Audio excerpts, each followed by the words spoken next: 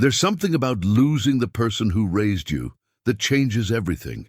It makes you see the life they lived in ways you never understood before. For Silas Boone, that moment came in 1892 when he returned to his grandfather's Wyoming ranch after 20 years away. The old barn stood quiet and heavy with secrets. Inside, beneath dusty tarps, Silas found a strange reinforced wagon and a sealed trapdoor in the dirt floor. When he opened it, he discovered a fortune in Union gold, the same treasure that had caused hangings and ruined families 25 years earlier. His grandfather's journal revealed the painful truth. The gold wasn't stolen. It was hidden to protect the town from corrupt men in power. The old man had lived his whole life branded an outlaw to keep his people safe. Now Silas had to decide, expose the truth or protect what his grandfather died guarding. Before we jump back in, tell us where you're tuning in from, and if this story touches you, make sure you're subscribed, because tomorrow I've saved something extra special for you. The stage rolled into Cordell just after dawn, its wheels cutting through the morning mist that clung to the valley floor like a living thing. Silas Boone stepped down onto the wooden planks of the station platform, his boots solid against the timber, and took his first breath of Wyoming air in 2 decades. It tasted of pine and dust and memory. The town hadn't grown much since he'd left. Maybe 40 buildings clustered along a single main street, their false fronts painted in faded colors that spoke of optimism from another era. The general store still occupied the corner lot. The saloon across the way had a new sign, but the same crooked porch. Beyond the buildings, the land opened up in all directions, rolling grassland that climbed toward distant mountains, their peaks still holding winter snow even in late spring. Silas was a tall man, lean in the way of someone who'd spent years living rough. His face was weathered brown, lines etched deep around his eyes from squinting into mountain sun and wind. He wore buckskin pants and a heavy coat that had seen better days. His dark hair shot through with gray, though he'd only just turned 40. Everything about him spoke of distance traveled and hard country crossed. He carried a single canvas bag over his shoulder and nothing else. A man learns to travel light when he's been moving for 20 years. The funeral had been yesterday. He'd arrived too late to see his grandfather alive. Too late to say the things a man ought to say to the person who raised him. That weight sat in his chest like a stone, cold and immovable. Samuel Boone had been 83 years old, the town's oldest resident, a man who'd come west before the territories had names. And Silas had been chasing traplines in Montana when the telegram finally caught up to him. He walked the length of Main Street slowly, noting what had changed and what hadn't. The bank was new, or at least newer than his memory. There was a proper church now, white paint gleaming, with a bell tower that rose above the other buildings. He remembered when services had been held in the back room of the general store, everyone standing because there weren't enough chairs. Pastor Monroe stood outside the church, sweeping the front steps. He was a small man with a shock of white hair and the kind of face that seemed permanently set in an expression of mild concern. When he looked up and saw Silas, something flickered in his eyes. Recognition, certainly, but also something else. Wariness, maybe. Or guilt. Silas Boone, the pastor said, setting his broom aside. I wasn't sure you'd stay after the service. Didn't come all this way just to turn around, Silas replied. His voice was quiet, measured. Figure I owe it to the old man to settle his affairs proper. Pastor Monroe nodded, clasping his hands in front of him. Your grandfather was a good man. Complex, perhaps. But good. The word complex hung in the air between them like smoke. Silas had heard the stories over the years, the whispers that followed his grandfather's name. Samuel Boone, who'd arrived in Cordell with money when no one else had any. Samuel Boone, who'd helped build half the town but never said where his wealth came from. Samuel Boone, who men respected but also feared just a little. I'll be heading out to the ranch today, Silas said. Get a sense of what needs doing. The place has been empty a long while, Pastor Monroe said carefully. Your grandfather spent his last years in town, you know. Easier for him with his health failing. The ranch just sat out there. Someone been looking after it. Sheriff Dalton rode out now and again, made sure nobody was squatting or stealing. But beyond that, the pastor trailed off, then added, "Your grandfather was very particular about that property. Silas, very particular about who went out there and why." There it was again, that edge of something unspoken. Silas studied the older man's face, but found nothing there except earnest concern and perhaps a touch of nervousness. "I appreciate you conducting the service," Silas said finally. "It was a good send-off. We'll miss him," Pastor Monroe said. "More than you might realize." Silas tipped his hat and continued down the street. He could feel the pastor's eyes on his back. The general store was run by a woman named Sarah Whitmore, who'd been young and pretty when Silas left and was now middle-aged and handsome in the way of women who'd lived full lives without regret. She looked up from her ledger when he entered, and her face broke into a genuine smile. "Silas Boone, as I live and breathe," she said, coming around the counter. "I'd heard you made it back." "Mrs. Whitmore," he said, removing his hat. "It's still Miss Whitmore, thank you very much," she corrected with a slight smile. "Some of us chose other paths. You're needing supplies for the ranch?" "Basic provisions," he confirmed. "Coffee, flour, beans, salt pork if you have it.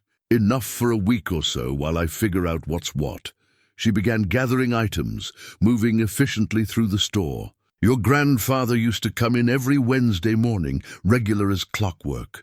Always bought the same things: newspaper, coffee, a peppermint stick. He'd sit on that bench out front and read for an hour, then head back to his room at the boarding house.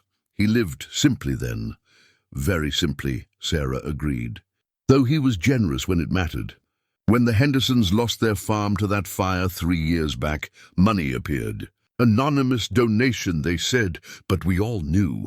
When the school needed books, same thing. Your grandfather had a way of helping without making it known."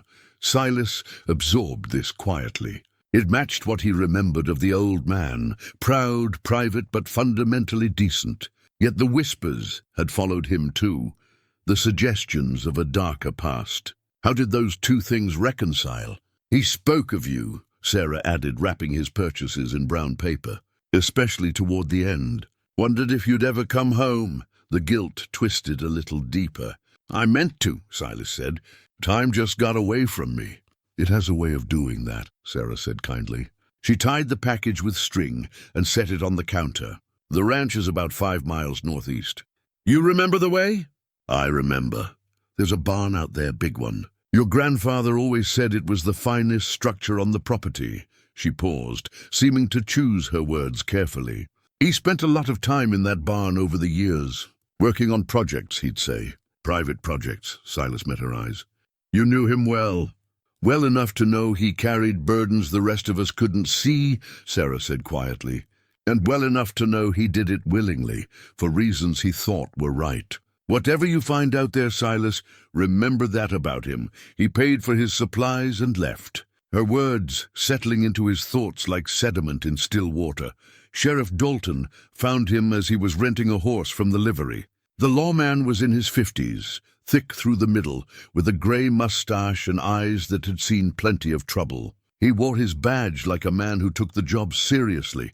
"Mr. Boone," he said, extending a hand. "Jack Dalton, I want to offer my condolences about your grandfather." They shook. Dalton's grip was firm, measuring. "Appreciated, Sheriff. I understand you're heading out to the ranch." "That's right." Dalton shifted his weight, thumbs hooked in his belt. "Your grandfather asked me to keep an eye on the place over the years. Made sure I understood nobody was to go in that barn without his express permission. I honored that request." "Good of you," Silas said. "I'm telling you this because, well, I don't rightly know what you're going to find out there." Dalton continued. "Your grandfather was a man who kept his own counsel, but he was also a man who always had good reasons for what he did. I trusted him, and I think you should too, whatever you discover." It was the third such warning Silas had received in less than 2 hours. The pattern was unmistakable. Everyone in this town knew something or suspected something, and they were all dancing around it with the careful steps of people who'd agreed long ago not to speak certain truths aloud. "I intend to," Silas said simply. Dalton nodded, seeming satisfied. "You need anything, you let me know. Your grandfather was a friend to this town, and that makes you welcome here." Silas rode out of Cordell with the sun climbing toward noon, his supplies tied behind his saddle. The road northeast was barely more than a trail, two wheel ruts through prairie grass that whispered in the breeze. The Boone Ranch sat at the edge of the pine country, where the flatlands began their climb toward the mountains. He saw the barn first, rising against the sky like a sentinel. It was huge, far larger than necessary for the modest homestead it served. The wood had weathered to silver gray, but the structure stood square and solid. Beyond it sat the ranch house, smaller, with a sagging porch and windows that reflected the afternoon light like blind eyes. Silas dismounted slowly, taking it all in. He'd been a boy here, running through these fields, learning to ride and rope and shoot. His grandfather had been patient, teaching him the skills a man needed in this country. And then his parents had died, caught in a blizzard when Silas was 12, frozen to death just 5 miles from home. After that, it had been just him and the old man, until Silas turned 20 and decided he needed to see what lay beyond these particular horizons. 20 years. 2 decades of drifting, trapping, guiding hunters through mountain passes, never staying anywhere long enough to call it home. And now here he was, back at the beginning, standing in front of a barn that 3 different people had warned him about in the space of a morning. The barn doors were secured with a heavy chain and padlock. Silas found the key in his grandfather's effects, a small leather pouch that also contained the deed to the property, a pocket watch with an inscription worn smooth by time, and a letter addressed to Silas. When you're ready, he wasn't ready to read that letter yet. The grief was too fresh, too close. Instead, he fitted the key to the padlock, which opened with a heavy click that seemed to echo across the empty prairie. The chain rattled as he pulled it free. Then he grasped the barn door handles and pulled. The doors swung open on hinges that, despite everything, moved smoothly and without sound. Someone had maintained them, kept them oiled. Inside, the barn was dim, though light filtered through gaps in the walls and the spaces beneath the eaves. The smell hit him first. Old hay, dust, the faint scent of ancient livestock, though no animals had lived here in years. And there, in the center of the barn floor, were 2 large shapes covered by heavy canvas tarps, their forms mysterious and somehow ominous in the half-light. Silas stood in the doorway for a long moment, his grandfather's pocket watch heavy in his hand. He thought about Pastor Monroe's careful words, Sarah's veiled warning, Sheriff Dalton's measured advice. He thought about 20 years of running, of never asking the questions that had lived in the back of his mind since childhood. Then he stepped inside and walked toward the covered shapes. Dust motes swirling in the shafts of sunlight that fell around him like spotlights on a stage. It was time, finally, to learn what his grandfather had been protecting all these years. Silas approached the first covered shape with the caution of a man who'd learned that mysteries often came with teeth. He grasped the edge of the tarp, heavy canvas stiff with age and dust, and pulled it back in one smooth motion. The wagon underneath took his breath away. It wasn't like any wagon he'd seen in 20 years of frontier life. The basic structure was familiar enough, a flatbed design with 4 iron-rimmed wheels, but someone had reinforced it with purpose and skill that spoke of military engineering. Iron plates had been bolted to the wooden sides, overlapping like scales on a fish. The undercarriage was reinforced with additional crossbeams, and the axles looked strong enough to carry twice the normal load. But it was the symbols that made him stop and stare. Carved into the wood between the iron plates were markings he didn't recognize, geometric patterns, circles within circles, lines that intersected at precise angles. They weren't decorative. They looked deliberate, meaningful, like someone had been trying to say something in a language Silas didn't speak. He ran his hand along the side of the wagon, feeling the cool metal, the grain of the wood beneath. His grandfather had built this, or commissioned it, or hidden it here for reasons that weren't yet clear. The wagon was meant for hauling something heavy, something that needed protection, something worth the effort of all this iron and reinforcement. Silas moved to the second tarp, his heart beating faster now. He knew, somehow, that whatever lay beneath this covering would be the real answer, the true secret. The wagon was just preparation, just the means. This would be the end. He pulled the tarp away. At first he saw only the barn floor, packed dirt, worn smooth by decades of use. Then he noticed the iron ring set flush with the ground, the kind used to lift heavy things. And around it, barely visible beneath a thin layer of dust and old straw, was a rectangular outline. A trapdoor. Silas crouched down, brushing away the debris. The door was maybe 4 feet by 3 feet, made of heavy planks bound with iron straps. Along one edge, he could see hinges sunk deep into the earth. Along the opposite edge, 3 heavy bolt locks had been driven home, and over each bolt a thick layer of wax had been pressed and sealed. He put his ear close to the gap between the door and the frame. There was air moving down there, just a whisper of it, cool against his face. The space below wasn't just a root cellar or storage pit. It was something bigger, something with enough volume to generate its own draft. I'd advise you to leave that be. Silas spun, his hand going instinctively to where he used to carry a knife. Pastor Monroe stood in the barn doorway, backlit by the afternoon sun, his small frame somehow filling the space with its presence. "Didn't hear you ride up," Silas said carefully. "I walked. It's not far if you cut through the pine grove." The pastor moved into the barn, his steps slow and measured. "I was hoping I might catch you before you got too curious." "Little late for that," Silas said, straightening. "What is this, Pastor? What did my grandfather hide down there?" Monroe stopped a few feet away, his weathered face troubled. "Your grandfather made choices, Silas, hard choices that he believed were right at the time. But some secrets are best left buried, not because they're shameful, but because digging them up serves no good purpose." "That's the second time today someone's told me my grandfather kept secrets," Silas said. "And you know what I'm starting to think? I think everyone in Cordell knows what those secrets are, except me. I think you've all been protecting something for a long time, and now that he's gone, you're worried I might not keep protecting it." The pastor didn't deny it. He simply stood there, his hands clasped in front of him, looking like a man watching a storm approach and knowing he couldn't stop it. "Your grandfather dabbled in things best left alone," Monroe said quietly. "He made bargains. Not with the devil, nothing like that, but with fate, with circumstance, with powerful people who would have destroyed this town if he hadn't stood against them. What's down there represents choices made in desperate times. Opening that door won't just reveal the past, Silas.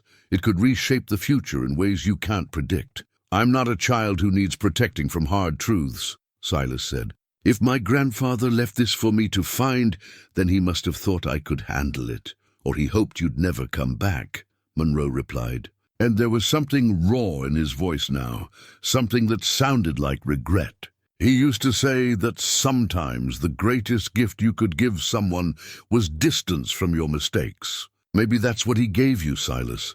Maybe your 20 years away was his final act of protection." The words hit harder than Silas expected. He thought about those years, the restlessness that had driven him from one mountain range to the next, the inability to settle anywhere or with anyone. He'd always told himself he was looking for something, but maybe he'd just been running from something he couldn't name. "I appreciate your concern, Pastor," Silas said finally. "But I'm opening that door." Monroe's shoulders sagged.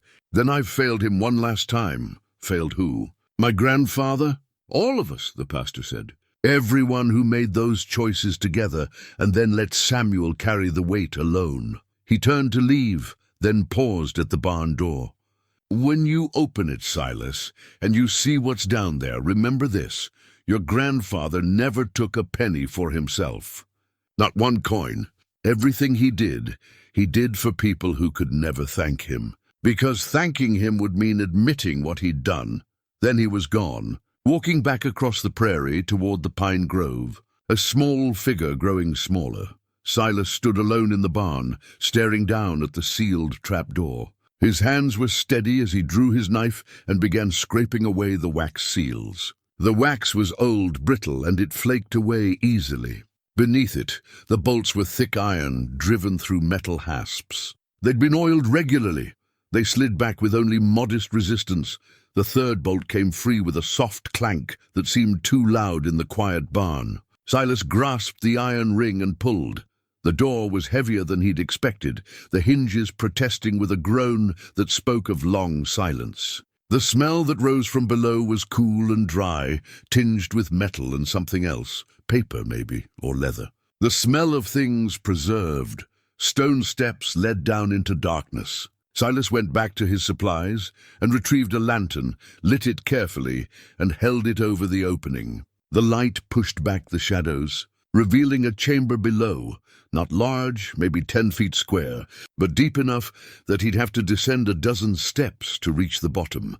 He went down carefully, testing each step before committing his weight. The walls were stone, fitted together with skill. Someone had built this to last, had meant for it to survive whatever came above. When he reached the bottom and raised the lantern high, Silas Boone saw what his grandfather had been protecting for more than 2 decades. Gold. More gold than he'd ever seen in one place. It sat in neat stacks against the far wall, bars stamped with official marks, coins in heavy leather bags, all of it arranged with military precision. Even in the flickering lamplight, it gleamed with that particular luster that only true wealth possesses. But it was the crate beside the gold that drew Silas's attention. A simple wooden box about the size of a travel trunk, with rope handles on each end. He set the lantern down and opened it, his hands moving with a kind of dreamlike slowness. Inside were papers, documents, letters, and a leather-bound journal with his grandfather's name embossed on the cover in fading gold leaf. Silas lifted the journal out carefully, feeling the weight of it, the substance. This was where the real treasure lay, he knew. The gold was just metal. The truth would be in these pages. He opened the journal to the first entry, dated June 15, 1867, and began to read by lantern light in a chamber built to keep secrets. Today, we made a choice that will mark us all as outlaws or saviors, depending on who writes the history. The gold train passed through the southern pass at dawn, carrying payment meant to bribe territorial officials into ignoring the exploitation of our land and people. We could not let it reach its destination. We could not let men in suits and offices 1,000 miles away sell our future for their profit. So we took it. God forgive us, we took it all. Silas read on, page after page, as the shadows lengthened in the barn above, and the day turned slowly toward evening. The story that emerged was nothing like he'd expected, and everything like the warnings he'd been given. His grandfather hadn't stolen the gold. He'd intercepted it, taken it from men who meant to use it as a weapon against the very people it was supposed to protect. The Union money had been designated for territorial development, but corrupt officials had planned to pocket most of it while bleeding the towns and settlements dry with taxes and fees that would have broken them. A group of men in Cordell had learned of the plan. Samuel Boone, Pastor Monroe, the territorial judge, the doctor, and 3 others whose names Silas recognized as belonging to men now dead. They'd acted together, desperate and determined, stopping the gold before it could be used to enslave them all. But then the manhunt had begun. Federal marshals had come looking. People had been arrested, some hanged. The officials who'd meant to steal the gold couldn't admit what they'd planned. So they'd accused the townspeople of simple theft, of betraying the Union, of crimes that carried the death penalty. And Samuel Boone had made a choice. He'd claimed the gold for himself, said he alone had taken it, that the others were innocent. He'd drawn all the suspicion, all the danger onto himself. The manhunt had eventually faded as the officials realized the gold was truly gone and that Samuel Boone wasn't going to be caught. But the stain remained, the whispers, the reputation. For 25 years he'd lived with that weight, letting people believe he was something he wasn't, protecting a town that could never publicly acknowledge what he'd done. Silas set the journal down, his hands shaking slightly. He thought about his grandfather's quiet life, the simple room at the boarding house, the Wednesday morning routine. A man who'd had access to a fortune but lived like he had nothing. A man who'd given everything and asked for nothing in return. The anger came then, hot and sudden. Anger at Pastor Monroe and the others who'd let his grandfather carry this alone. Anger at the corrupt men who'd forced this choice in the first place. Anger at the unfairness of a world where doing right looked like doing wrong, and there was no way to prove the difference. He climbed back up the stone steps, emerging into the barn where the light had gone golden and long. His grandfather's pocket watch said it was past 5. He'd been down there for hours, reading by lamplight, absorbing a history that changed everything he thought he knew. Silas walked outside, needing air, needing space to think. The prairie stretched away in all directions, the grass moving in waves under the wind. Somewhere out there, his parents had died in a blizzard, leaving him with a grandfather who'd already sacrificed his reputation to save strangers. The old man had raised him, taught him, and then watched him leave, knowing Silas might never learn the truth of what he'd done. Distance, Pastor Monroe had said. Maybe that was the gift. Maybe his grandfather had hoped Silas would stay away, would build a life somewhere else, would never have to carry this burden. But Silas was here now, standing in the long shadow of the barn, with a fortune in gold beneath his feet and a truth in his hands that powerful people, or their descendants, might still kill to bury. The sun was setting over the western mountains, painting the sky in shades of amber and crimson. Silas looked toward Cordell, invisible beyond the rolling hills, and wondered what tomorrow would bring. Whatever happened, he couldn't unknow what he'd learned, couldn't unsee what lay in that chamber. His grandfather had protected this secret with everything he had. Now that burden had passed to Silas, whether he wanted it or not. He went back into the barn, pulled the tarps back over the wagon and the trapdoor, and secured the barn doors with their chain and padlock. Then he rode toward the ranch house as darkness gathered, carrying with him the weight of 25 years of hidden truth and the knowledge that some secrets, once revealed, could never be buried again. The deeper Silas read into his grandfather's journal, the more complex the story became. What had seemed like a simple tale of theft and sacrifice revealed itself to be something far more intricate, woven through with legal machinations and political corruption that reached higher than he'd imagined. On his 3rd day at the ranch, working by lamplight in the underground chamber, Silas discovered a hidden compartment in the wooden crate. The bottom wasn't solid as he'd assumed. It had a false panel, carefully fitted and disguised. When he pried it up, he found a leather portfolio containing official documents that made his blood run cold. Territorial transfer papers, signed and sealed with government stamps. Bills of sale for properties throughout 3 counties. Promissory notes bearing the names of local ranchers and merchants. And at the bottom of the stack, a document labeled Appropriation Authorization that detailed how the $200,000 in Union gold was to be distributed. Except the distribution, described in the authorization, bore no resemblance to what the officials had promised. There were no funds allocated for schools or roads or infrastructure. Instead, the money was designated for administrative costs, territorial development overhead, and official compensation. Bureaucratic language that meant every dollar would flow into the pockets of the men sent to oversee. But it was the names on those documents that made Silas sit back hard against the stone wall. Governor Edmund Thatcher, Federal Marshal William Brennan, Territorial Judge Lawrence Kincaid. These weren't minor officials operating in shadows. These were the most powerful men in Wyoming territory, appointed by Congress itself, supposedly beyond reproach. His grandfather's journal entry from June 12, 1867, explained how they'd obtained the documents.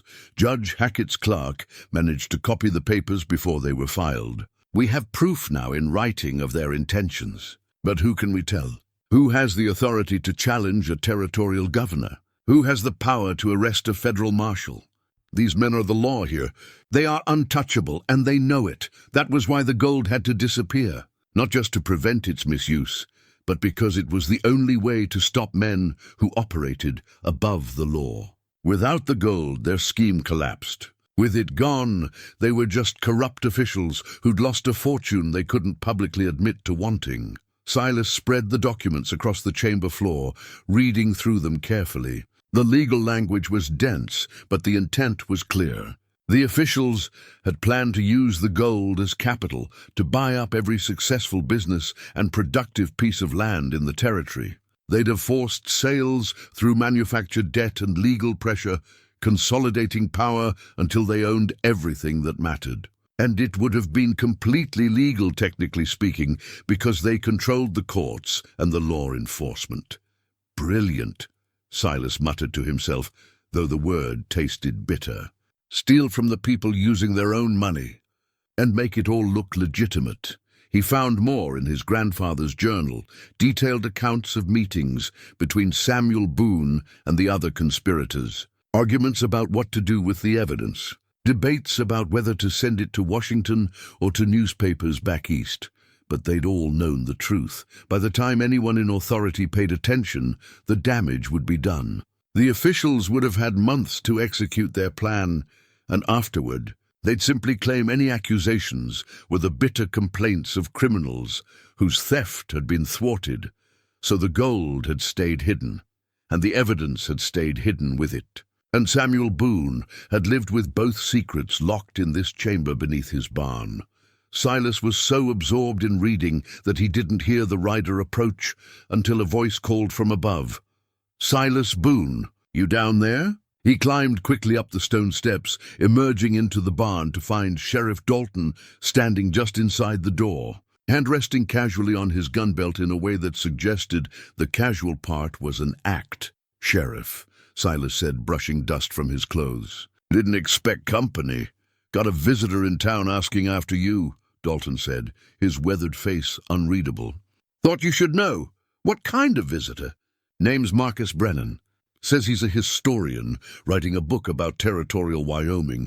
Been asking questions about the old gold train robbery, about your grandfather, about this property." Dalton's eyes moved past Silas to the trapdoor, visible now with its tarp pulled aside. "Seemed very interested in whether you'd been doing any digging out here." The name Brennan hit Silas like a fist. Federal Marshal William Brennan had been one of the corrupt officials. This Marcus had to be related, a descendant carrying on the family's interest in gold that should have been theirs. "What did you tell him?" Silas asked carefully. "That you were settling your grandfather's estate and weren't to be bothered," Dalton replied. "But he's persistent. Rented a room at the boarding house. Says he'll be in Cordell for a while researching." The sheriff paused. "This man trouble, Silas?" "Could be." Dalton nodded slowly. "Your grandfather once told me that some questions are best left unasked because the answers only cause pain. I never quite understood what he meant, but I respected him enough not to push. I'm extending you the same courtesy. But if this Brennan fellow starts causing problems, you come find me." "Understood?" "Understood." After Dalton left, Silas stood in the barn, thinking. The arrival of someone named Brennan, asking about the gold, couldn't be coincidence. Somehow, after all these years, the secret was drawing attention again. Maybe because Samuel Boone was dead, and whoever had been watching, waiting, figured the truth might finally be accessible. He needed to know more about this Marcus Brennan. Needed to understand what the man knew, what he wanted, whether he was genuinely just a historian or something more dangerous. That evening, Silas rode into Cordell. The sun was setting, painting the main street in shades of copper and shadow. He tied his horse outside the saloon and went inside, where the usual crowd of ranch hands and townsmen were drinking and playing cards. It took less than 5 minutes to spot his target. Marcus Brennan sat alone at a corner table, a glass of whiskey in front of him and papers spread across the scarred wood. He was maybe 40, well-dressed in a city way that stood out in frontier Cordell, with dark hair going grey at the temples and eyes that moved constantly, measuring everything they saw. Silas bought a whiskey at the bar and carried it over to Brennan's table. "Mind if I join you?" Brennan looked up, and something flickered in his expression.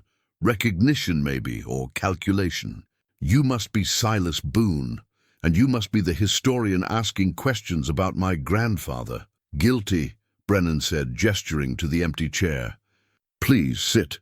"I'd love to talk with you." Silas sat, studying the man across from him. Up close, he could see the resemblance, something in the shape of the jaw, the set of the eyes. This man had Brennan blood in him, no question.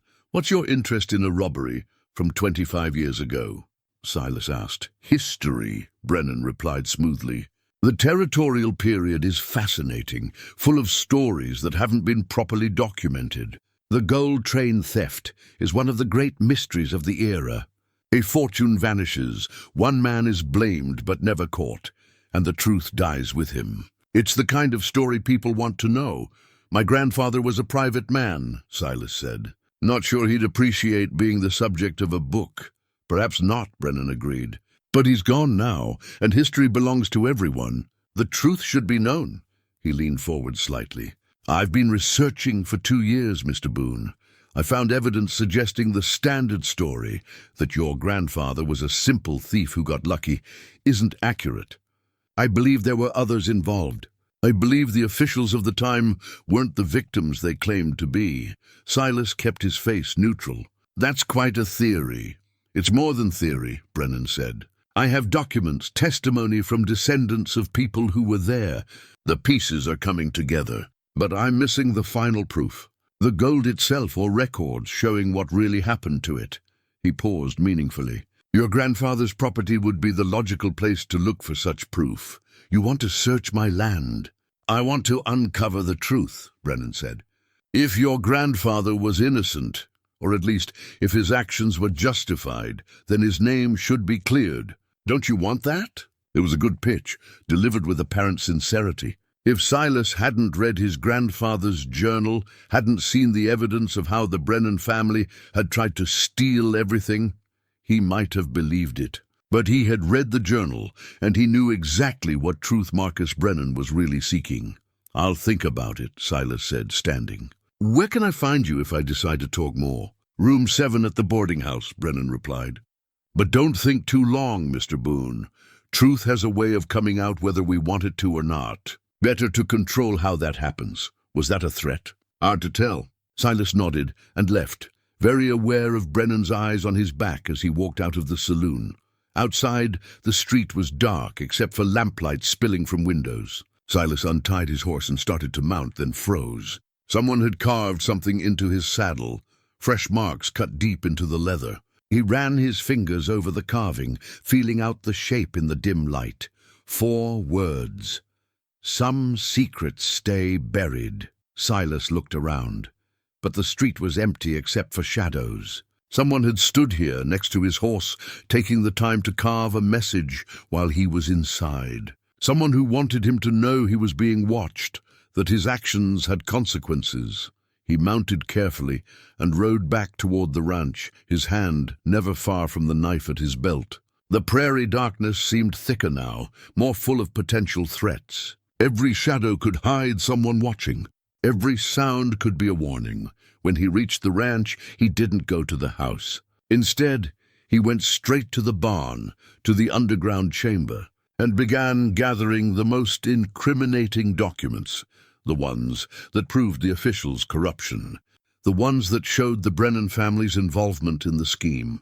He wrapped them carefully in oilcloth and hid them in a place even more secure than the chamber itself, in the stone foundation of the house. Behind a loose rock he'd played around as a child. If someone came looking, if they found the chamber, at least the evidence would survive. The truth would remain protected, even if everything else was taken. But as he worked, Silas couldn't shake the feeling that events were accelerating beyond his control, that forces he didn't fully understand were converging on this lonely ranch, and that the peace his grandfather had bought with his silence was about to shatter like glass soon. Silas spent the next day fortifying his position and reading deeper into his grandfather's journal. He'd reached entries from the late 1870s now, years after his parents' deaths, when Samuel Boone had settled into the grim routine of his secret keeping. The entries were shorter, more cryptic, as though even writing about the burden had become too heavy. But then, on an afternoon, when rain drummed steadily on the barn roof, Silas discovered something that made him go completely still.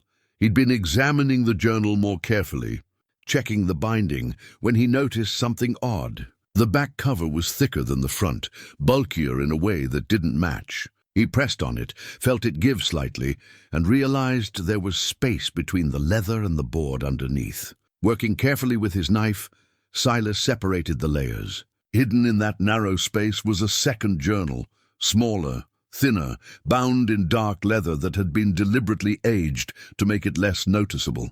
His hands shook slightly as he opened it. The first entry was dated December 16, 1872, the day after his parents' bodies were found. I lied about how they died. I have to lie for Silas's sake, but I need to write the truth somewhere, need it to exist in the world, even if no one reads it. James and Margaret didn't freeze in a blizzard. They were murdered. The words hit Silas like a physical blow. He read on, barely breathing. I knew James was planning to go to the territorial capital. I knew he meant to expose everything, to reveal the truth about the gold and the corrupt officials. I tried to stop him, argued with him, but he wouldn't listen. He said 25 years was long enough, that the officials were dead or disgraced anyway, that the town was strong enough now to handle the truth. I should have locked him in the barn, should have stopped him by force.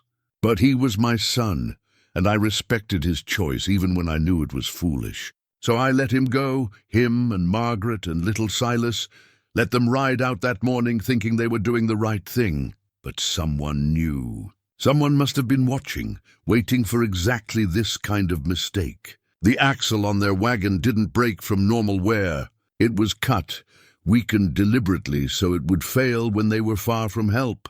I found the marks when I examined the wreckage. Clean cuts, partially through the wood, designed to break under load. They died 5 miles from home because someone wanted to make sure they never reached the capital. And the blizzard provided perfect cover. Everyone would assume it was just weather, just bad luck, just the harsh reality of frontier life. No one would look deeper. No one would question. Silas had to stop reading, had to close the journal and press his palms against his eyes. Murdered. His parents had been murdered, and his grandfather had known it, had carried that knowledge alone for another 20 years, while raising the orphaned boy, who would have been orphaned anyway by those same killers. After a long moment, he forced himself to continue reading. I have my suspicions about who ordered it. Marcus Brennan, the federal marshal who helped orchestrate the original corruption, he has family throughout the territory. Sons and nephews who've grown up on stories of stolen gold, and the thief who got away. They still want it, want what they believe is rightfully theirs. I've seen them watching, asking careful questions, probing for weaknesses. I think they learned about James's plan somehow.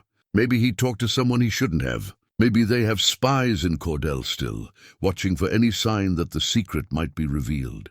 Whatever the truth, they acted quickly and ruthlessly to protect their own interests, and I can prove none of it. The cuts in the wood could be explained as weather damage. The timing could be coincidence. I have no witnesses, no evidence that would stand up in any court. All I have is certainty born of instinct and experience, the kind of knowledge that doesn't matter in a world that demands proof. So I buried my son and daughter-in-law.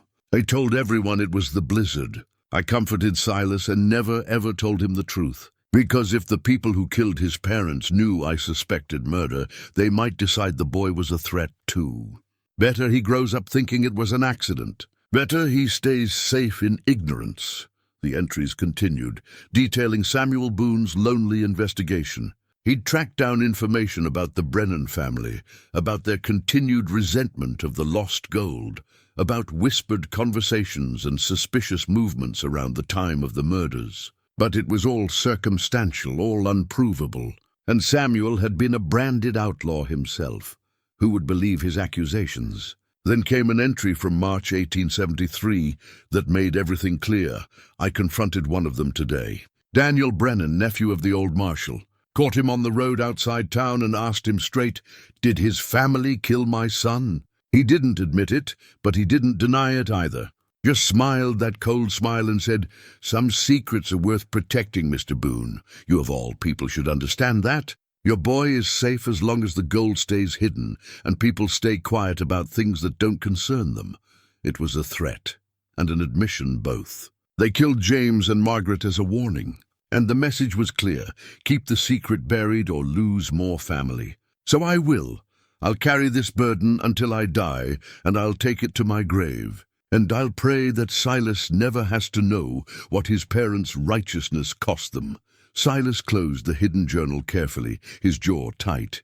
The rain outside had intensified, hammering the barn roof like accusation. Marcus Brennan, the historian currently staying in Cordell, was connected to the same family that had murdered his parents. This wasn't about history or truth or clearing anyone's name. This was about gold, about family grudges carried across generations, about people who still believed they had a claim to wealth stolen from them before they were born, and they'd killed for it once. They'd kill for it again if necessary. Silas descended into the underground chamber, lantern in hand, and stood looking at the gold that had cost so much. Just metal, Sarah Whitmore had said. But it wasn't just metal. It was power, potential, the ability to change lives. His grandfather had used it to build a town, to help people secretly, to create something good from something stolen. But to the Brennan family, it represented wealth denied, honor tarnished, a debt they believed the world owed them. How many more people would die for this gold? How many more generations would it poison? He thought about his father, righteous and determined, riding toward what he thought was justice and finding only murder. He thought about his mother, standing by her husband's choice, dying for supporting his principles. He thought about his grandfather, carrying guilt and knowledge and fear for decades, dying with the truth locked inside him. And he thought about the carved warning on his saddle: some secrets stay buried. The same thing Daniel Brennan had told his grandfather 30 years ago. The same family, the same threat, the same choice being forced on him. But Silas wasn't his grandfather. He hadn't made the original choice to take the gold. He hadn't agreed to carry the secret. And he wasn't going to let his parents' murderers or their descendants decide what happened next. He climbed back out of the chamber and went to the house, where he retrieved the documents he'd hidden in the foundation. The evidence of corruption, Pastor Monroe's confession, and now the hidden journal that detailed suspicions of murder. Together, they told a story that was bigger than just stolen gold. They told a story of systemic corruption, of people trying to do right in an impossible situation, and of how the powerful would kill to protect their interests. That evening, Silas rode into Cordell through the rain. He went directly to Sheriff Dalton's office, where the lawman was reviewing paperwork by lamplight. "Sheriff," Silas said, dripping water onto the wooden floor, "I need to tell you some things. And when I'm done, you're going to have to decide whether to arrest me or help me." Dalton set down his pen slowly. "I'm listening." Silas told him everything. The gold, the corruption, the evidence, his parents' murder. He showed him the documents, the journals, the proof that had been hidden for a generation.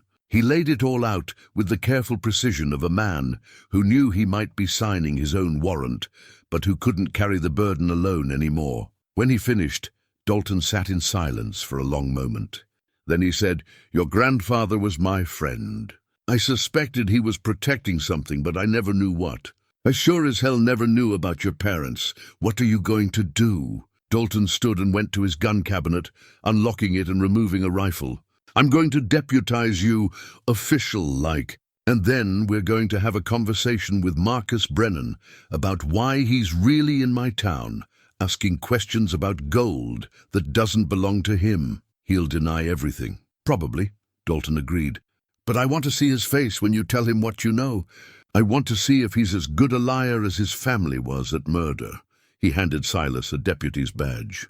"Pin that on. Whatever happens next, you're acting under legal authority. Your grandfather never had that protection. You will." They walked together through the rain to the boarding house, two men carrying the weight of history and law in equal measure. The confrontation Silas had been preparing for was coming, but not in the way he'd expected. Not at the ranch with guns and violence, but here in town, with truth and witnesses and the light of justice that his grandfather had never been able to claim. Marcus Brennan answered his door on the third knock, his face showing surprise and then calculation when he saw both men. "Sheriff, Mr. Boone, this is unexpected. We need to talk," Dalton said. "About gold, about history, and about why members of your family seem to get real nervous whenever someone tries to tell the truth about either one." Brennan's smile didn't reach his eyes. "I'm happy to talk, but I wonder if you've thought about what truth might cost you, Mr. Boone. Your family has already paid a high price for honesty. Are you sure you want to follow in those footsteps?" It was as close to an admission as they were likely to get. Silas met the man's cold gaze and said, "My grandfather spent 25 years protecting people who didn't deserve protection. My father died trying to end that protection. I'm done letting your family dictate what truth gets told and who pays the price for telling it. So yes, I'm sure, outside." The rain fell steadily, washing the street clean, and somewhere in the darkness, the future was being written in choices that couldn't be taken back. The conversation with Marcus Brennan lasted less than 10 minutes, but it changed everything. Brennan was smooth, practiced, denying everything while implying much. He claimed historical interest only, family curiosity about events that had shaped his ancestors' lives. But his eyes were cold as winter iron, and when Silas mentioned the weakened wagon axle, something flickered in those eyes, recognition perhaps, or calculation. "My family has suffered losses too, Mr. Boone," Brennan said quietly. "My great-uncle was branded a criminal by association with events he had nothing to do with. His reputation was destroyed, his career ended. Perhaps both our families have paid prices that weren't quite fair. Perhaps there's a way to settle old debts that serves everyone." "There's no settling with murderers," Silas replied. Brennan's expression hardened. "Careful about accusations you can't prove. My family has considerable resources and connections. Accusations of murder from a man who's just discovered a fortune in stolen gold might not be taken seriously by territorial authorities. In fact, they might wonder whether you're trying to deflect suspicion from your own family's crimes." It was a threat wrapped in polite language. Dalton recognized it too, and moved his hand closer to his gun. "I think we're done here. Mr. Brennan, you're welcome to continue your research in Cordell, but you'll do it under my watchful eye. Any indication you're planning something beyond historical inquiry, and we'll have another conversation that won't be as friendly." After they left, Dalton pulled Silas aside on the street. "He's going to move soon. A man like that doesn't come all this way to be warned off by a small-town sheriff and a deputy who was sworn in 10 minutes ago. He'll escalate, probably bring in help. You need to be ready." "I know," Silas said. "My grandfather left plans, preparations for if this day ever came. I need to go back to the ranch and review them properly." "I'll send word to the territorial marshal's office in Cheyenne," Dalton said. "But it'll take days for anyone to arrive. Maybe longer if the weather stays bad. Until then, you're exposed out there. Can't bring the gold into town," Silas pointed out. "Too many people, too much attention. And I can't just abandon it either. Not after everything my grandfather did to protect it." Dalton nodded slowly. "Your grandfather once told me something I didn't understand at the time. He said the barn had more to it than met the eye, that he'd built it with worst cases in mind. What did he mean? I'm about to find out." Back at the ranch, working by lantern light in the barn while rain continued to fall, Silas searched for his grandfather's contingency plans. He found them hidden in plain sight, a rolled set of papers tucked into a hollow beam in the barn wall, sealed with wax that cracked easily when he pulled it free. The papers were architectural drawings of the barn, but with modifications his grandfather had made over the years. Reinforced walls with interior iron plating, heavy beams positioned to create protected positions, rifle slots disguised as knotholes and gaps in the weathered wood. The barn wasn't just a barn, it was a fortress designed by a man who'd always known someone might come for what he protected. But it was the second set of drawings that truly impressed Silas. His grandfather had built a series of tunnels, connecting the underground chamber to 3 different exit points.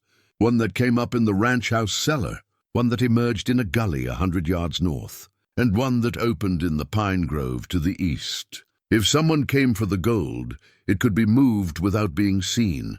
More than that, the tunnels themselves had been designed with defenses, narrow points that could be easily blocked, places where a single-armed man could hold off multiple attackers, positions that turned the attackers' numbers into a disadvantage.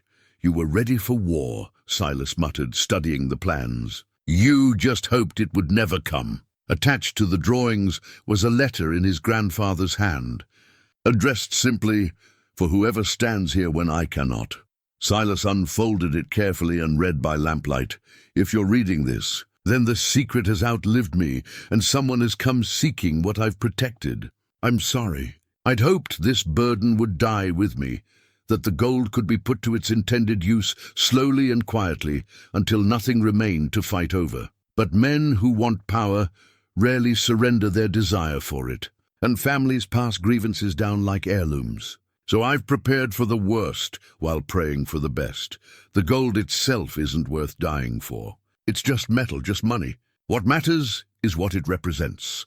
A town's independence, people's freedom from exploitation, the proof that ordinary men can stand against corruption when they must. That principle is worth defending. If you fight, fight smart. Use the tunnels, use the prepared positions, make them work for every inch. The barn can hold against a dozen men if defended properly. More importantly, make sure the evidence survives even if nothing else does. The documents proving the officials' corruption, the account of what really happened, those matter more than the gold ever could. And if you can't hold, if the cost becomes too high, then let it go. Gold can be replaced. Lives cannot. I sacrificed too much for this secret already. Don't add your own life to that count, unless there's no other choice. Whatever you decide, know that you have my respect for standing when you could have run. That takes courage that can't be taught or inherited. It has to be chosen. May God grant you wisdom and strength in whatever comes next. Samuel Boone. Silas folded the letter carefully and placed it in his pocket alongside the carved wooden horse. His grandfather's voice echoed across the years, offering guidance from beyond the grave. Fight smart. Protect the evidence. Don't die for gold alone. The next morning dawned clear and cold, the storm having passed in the night. Silas spent it making preparations according to his grandfather's plans. He verified that the tunnels were still passable, cleared debris from the exit points, and positioned supplies at strategic locations: water, ammunition, food for several days if necessary. He found his grandfather's service revolver wrapped in oilcloth in the underground chamber, a Colt .45, well-maintained, loaded, with boxes of ammunition stored beside it. The weapon was clean and ready, as though Samuel Boone had checked it regularly, preparing for a fight he hoped would never come. Silas strapped on the gun belt, feeling the weight of it. He'd carried weapons before, rifles for hunting, knives for skinning and defense. But this was different. This was his grandfather's weapon, carried for decades against a threat that had never materialized. Until now, around midday, Sarah Whitmore arrived with supplies again. She took one look at Silas's preparations and shook her head. "So it's come to this," she said quietly. "Appears so." She helped him carry things into position without being asked, working efficiently despite the situation. When they were done, she stood in the barn doorway looking out across the prairie. "Your grandfather built all this?" she asked, gesturing at the fortified positions. "Over years, I think. Piece by piece, always ready.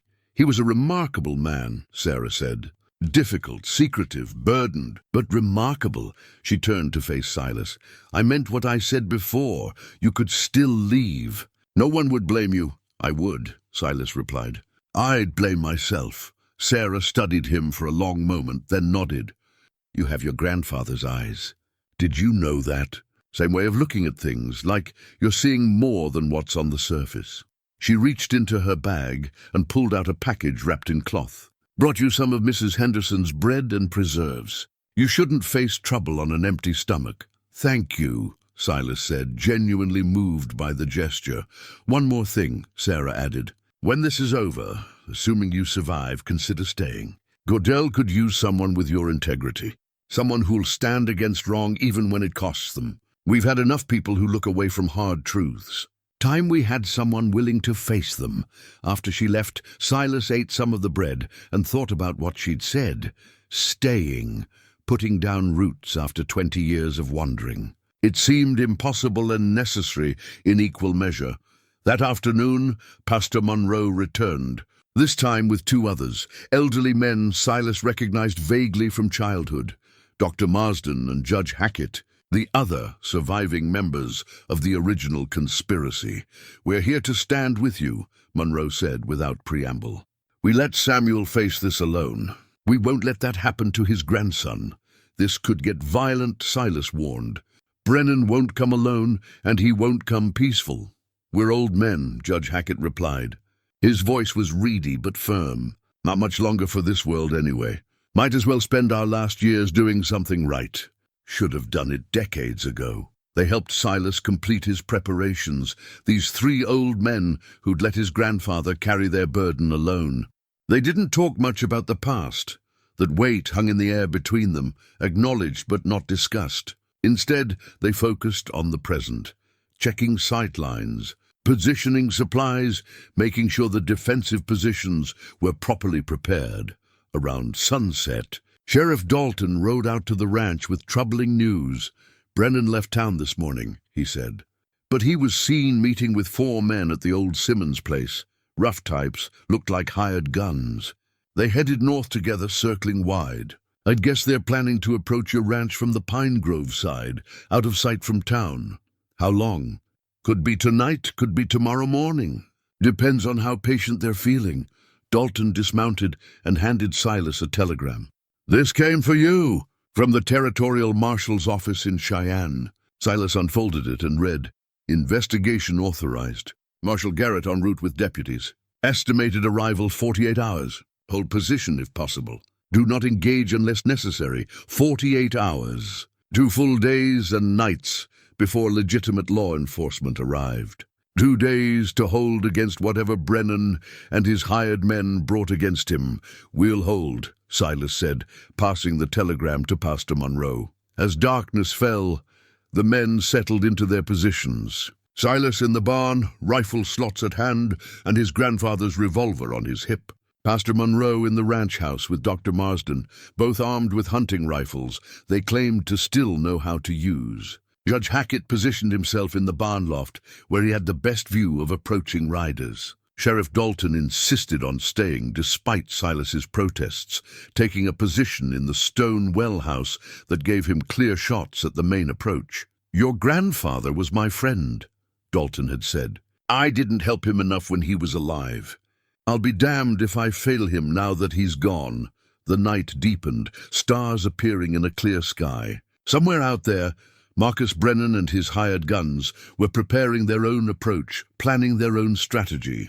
They'd probably expected to find the ranch undefended. The gold easy pickings, Silas isolated and outmatched. Instead, they'd find old men with long memories and scores to settle, defending ground that had been prepared for exactly this eventuality. Silas sat in the darkness of the barn, his grandfather's rifle across his knees, and waited. The wooden horse was in his pocket, a small reminder of simpler times. The hidden journal was secured in the house foundation, proof of murder that would survive even if nothing else did. The evidence of corruption was split between multiple hiding places, too scattered to be easily destroyed. Whatever happened in the next 48 hours, the truth would survive. His grandfather's name would be cleared. His parents' murders would be documented. And the Brennan family's crimes would finally face light they'd spent generations trying to avoid. The wind whispered through the barn walls, and Silas imagined his grandfather's voice in it. "Fight smart! Protect what matters! And remember, you're not alone anymore." In the distance, barely visible in the starlight, riders appeared on the northern horizon. 5 of them, moving slowly, carefully, thinking they had surprise on their side. But Silas had been expecting them. had been preparing for them, and he was ready.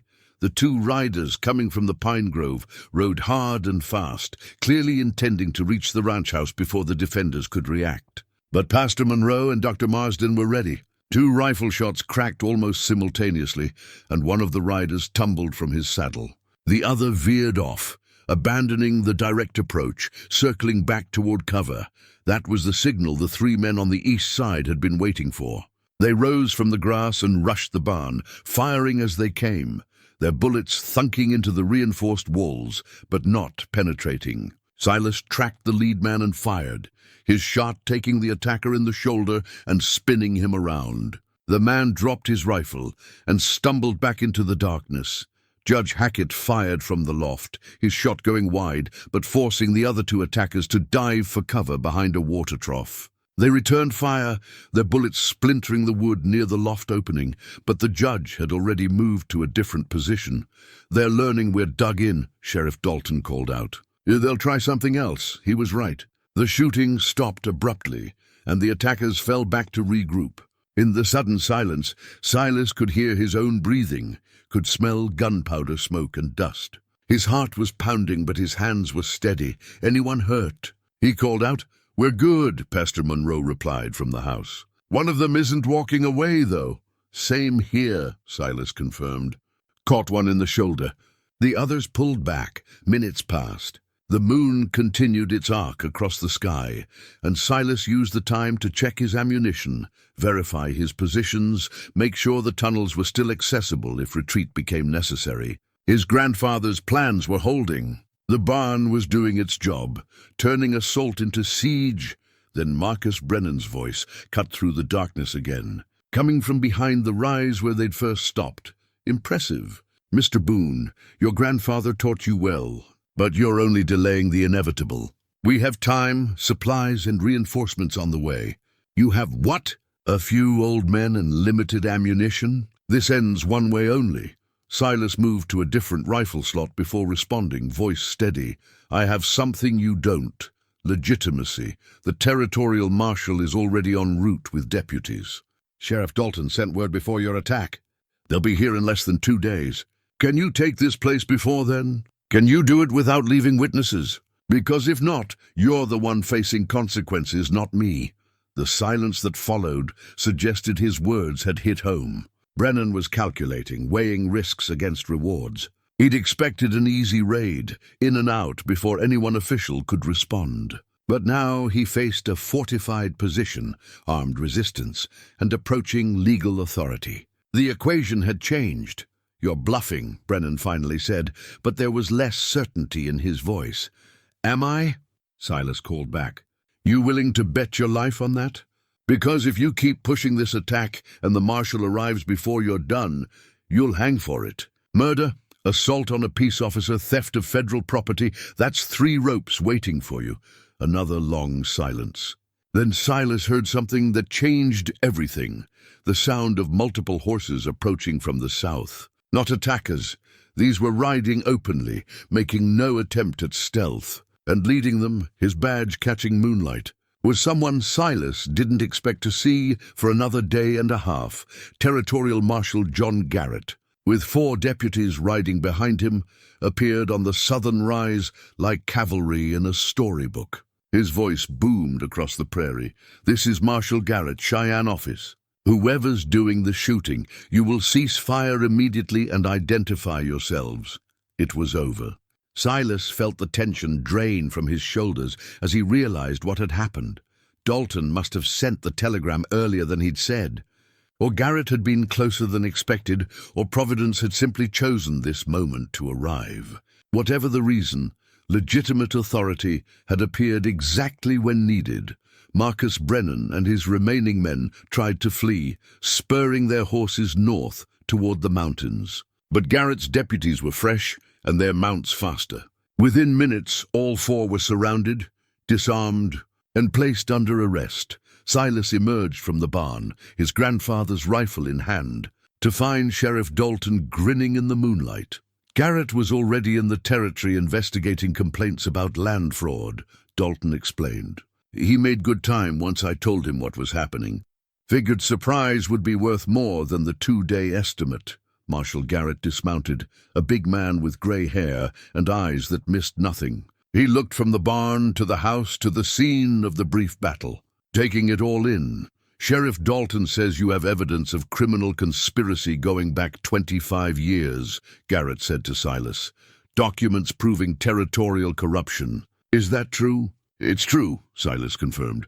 My grandfather spent his life protecting that evidence. Now it's time for it to see daylight. Then let's start talking, Garrett said. Because from what I've heard, this story is going to shake Wyoming territory right down to its foundations. As dawn began to paint the eastern sky pink and gold, Silas led the marshal down into the underground chamber. The gold gleamed in the lamplight, proof of the original theft. But more importantly, the documents were still there, the evidence that would finally, after a generation of silence, reveal the truth about corruption, courage, and the price his family had paid for doing what they believed was right. Pastor Monroe, Dr. Marsden, and Judge Hackett stood in the barn doorway, watching the sun rise over land they'd helped protect. They were old men who'd carried guilt for decades, and now, finally, they could set it down. The truth was coming out, not because they'd had courage to speak it, but because Samuel Boone's grandson had found it and refused to let it stay buried. In his pocket, Silas felt the weight of the wooden horse his grandfather had carved. And he thought about legacy, not the burden of gold or secrets, but the inheritance of integrity, of standing firm when standing was hard, of protecting what mattered even when the cost was high. His grandfather's name would be cleared. His parents' murders would be acknowledged, and the Brennan family's generations of corruption would finally face judgment. The sun rose higher, burning away the night's shadows, and Silas Boone stood in its light, no longer running, no longer lost. Finally home. 3 weeks after the confrontation, Silas stood in his grandfather's barn, holding an envelope he'd been afraid to open. The barn was clean now, the blood and bullet marks scrubbed away, the defensive positions dismantled. Sunlight streamed through gaps in the walls, making the dust motes dance like spirits finding peace. The envelope was addressed in his grandfather's familiar hand, "For Silas, when you're ready." He'd found it that first day in the leather pouch with the deed and pocket watch. He'd carried it with him through everything that followed, the discovery of the gold, the revelation about his parents, the battle, the investigation. Now, with the truth finally told, and justice finally served, he thought maybe he was ready. He opened it carefully and began to read. "My dear Silas, if you're reading this, then I'm gone, and you've found what I've been protecting all these years. I'm sorry. I'd hoped you'd stay away, build a life somewhere else, never have to shoulder this weight. But if you're here, then you're your father's son after all, drawn to truth even when truth brings pain. I want you to know something I never said when I was alive. I'm proud of you, not for anything you've done or haven't done, but for who you are. You left this place at 20 because you needed to find yourself, and I understood that even if I couldn't say so. The world was too small here, too filled with my shadows. You needed distance to become your own man. I hope you found what you were looking for in those 20 years. I hope you found peace, or at least something like it. And I hope, whatever you decide about the gold and the secrets and all the complications I've left behind, you make the choice that's right for you, not what you think I'd want or what your father would have done. The gold was meant to help people. I've used what I could over the years, always carefully, always secretly. What remains should continue that purpose, building schools, helping families, making Cordell the kind of place where good people can live decent lives. But how you do that is your choice to make. As for the evidence of corruption, I've kept it all these years because I thought someday the truth might matter more than the cost of revealing it. Your father thought that day had come in 1872. He was wrong about the timing, but right about the principle. Maybe now is the right time. Maybe you'll know better than I did. Whatever happens, know this: you're not obligated to finish what I started. You're not required to carry burdens I chose to pick up. The only debt you owe is to yourself, to live a life you can be proud of when you're old like I am now, looking back at the choices you made. I loved you, boy, Loved you like the son I lost, loved you enough to want better for you than what I had. If that love kept me silent when I should have spoken, kept me distant when I should have been close. Forgive an old man who did his best with the wisdom he had. Find your place in this world, Silas. Plant roots somewhere. Build something that lasts. And when you're my age, looking back at your life, I hope you can say you did right by yourself and by the people you loved. That's the only legacy that truly matters. Your grandfather, Samuel Boone. Silas read the letter twice, then folded it carefully and placed it in his pocket alongside the wooden horse. The barn was quiet around him, peaceful in a way it hadn't been in generations. Through the door, he could see the prairie stretching away toward distant mountains, the grass moving in waves under a gentle wind. He'd made his decisions already, really. The gold was gone, turned over to territorial authorities to be properly distributed according to its original purpose. Marshal Garrett had seen to that, making sure every dollar was accounted for and allocated to the schools, roads, and infrastructure it was always meant to build. Cordell would get a new schoolhouse. The surrounding counties would get bridges and improved roads. Families who'd been struggling would get help that didn't come with strings attached or secret benefactors. His grandfather's name had been officially cleared, the record showing he'd protected the gold rather than stolen it. Pastor Monroe, Dr. Marsden, and Judge Hackett had given full testimony, their roles acknowledged, but their actions understood in context. They were heroes now, in the official version, men who'd stood against corruption when no one else would. Marcus Brennan and his associates were awaiting trial for attempted theft, assault, and conspiracy. The investigation into his family's past crimes had uncovered enough evidence to at least raise serious questions. About the deaths of James and Margaret Boone, no charges would be filed, too much time had passed. Too many people were dead, but the truth was recorded now, acknowledged in official documents. His parents hadn't died in a simple blizzard. They'd been murdered for trying to do the right thing. That truth mattered, even if justice couldn't fully follow, and Silas had decided to stay. Sarah Whitmore had been right.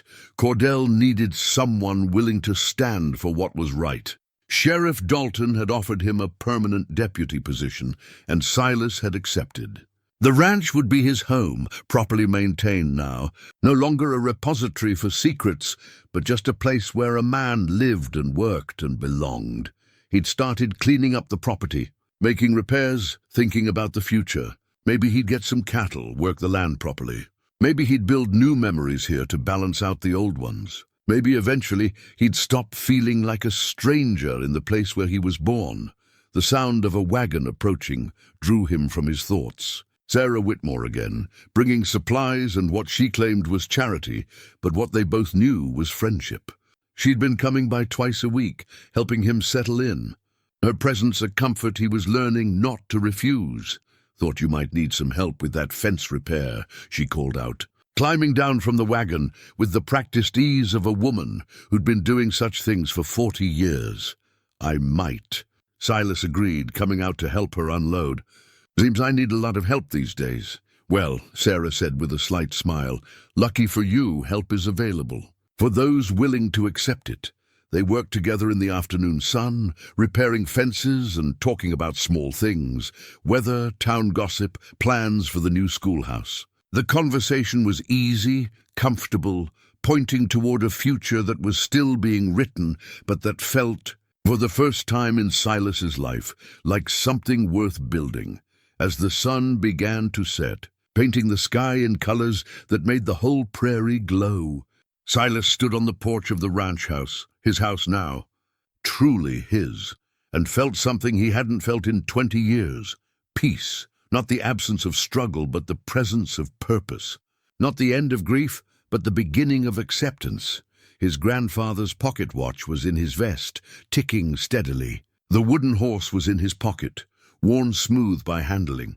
His parents' photograph sat on the mantel inside, a reminder of love and loss, and the price some people pay for standing firm.